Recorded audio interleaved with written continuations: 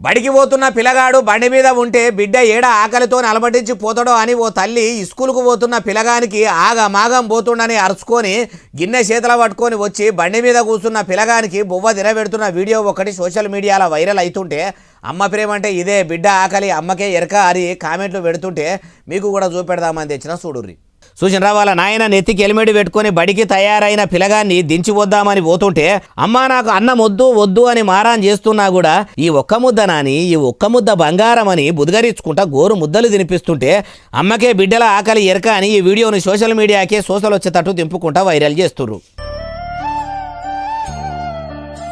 స్కూల్కు వెళ్ళే అడావిడిలా తయారవుడు ఆలస్యమే లేదు. బడికి పోవాలని ఆరాటం పిల్లగాడికి ఎక్కువ ఉంటుంది. బువ్వ తిననని వద్దు అంటుంటే ఆకలి అవుతుంది బిడ్డ, కన్ను తిరుగుతాయి, కడుపులో ఏం లేకపోతే చక్కెర వచ్చినట్టు అవుతుందని ఇంటి బయటకు వచ్చి బువ్వ తినిపిస్తుంటే ఇది కదా అమ్మ ప్రేమ అంటుండ్రు. ఈ వీడియో చూసినాక మీకు కూడా ఏమనిపిస్తున్నదో కామెంట్లలో పెట్టుండ్రి.